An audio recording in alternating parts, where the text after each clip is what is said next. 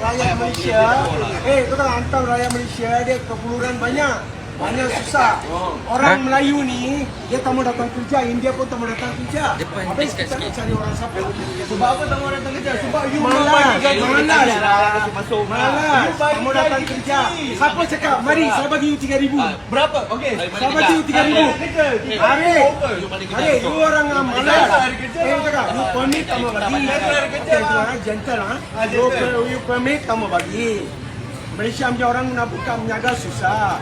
Kau tahu tak, pergi tengok kampung-kampung, makcik-makcik, semua jual goreng pisang pun tak ada orang mau tolong. Siapa nak tolong? You boleh, kerajaan boleh hantar untuk orang kita orang. Kita bagi gaji 2,500 sampai 3,000. Berapa jam kerja? Kerja 12 jam lah. 12 jam kerja, boy. Iyalah. Bedal lah boleh gila tu.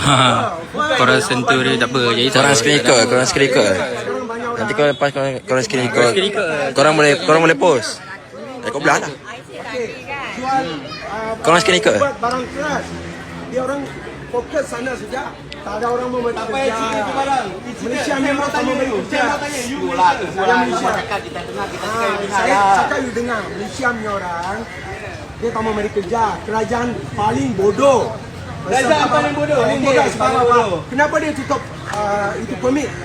Kenapa? Tanya dia lah. Sekarang You tanya dia. You pergi kedai cakap harga barang. Harga petrol. kalau you tak Harga petrol dah naik. Yalah. jadi bodoh. Bukan jadi bodoh, kita pandai. Sebab Kalau itu you pandai, you kita tak nak ambil makan. warga you. Habis saya anak bini mau makan apa? You bagi makan. Boleh? You bagi makan kopi rolas. Sekarang You boleh bagi makan. Siapa nak bagi makan anak bini saya? Korang screen record korang screen record kerja lah. Kerja apa lah. Macam ni lah. Rakyat Malaysia. Bukan. Saya dengar, saya bukan sokong Sepatutnya you warga negara Malaysia. You pertahankan negara Malaysia. Boleh. You dengar sini. Tapi you dengar. siapa? You dengar bagi saya cakap. Itu orang kasih masuk. You dengar sekarang. Share. Yang mana Masalah tu? ni kita ambil pendatang asing. Contoh saya ambil. Kita panggil warga asing pula sebab kerajaan sudah tutup jalan. Okey, saya mau Siapa tanya nak you. kerja? Saya mau tanya